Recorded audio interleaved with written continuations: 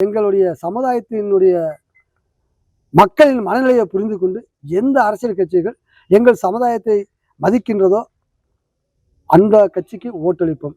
அப்படி எங்களை அழைத்து பேசவில்லை என்றால் நாங்கள் வருத்தத்துடன் இந்த ஜனநாயகத்தை கடமையை ஆற்ற மனம் வரவில்லை.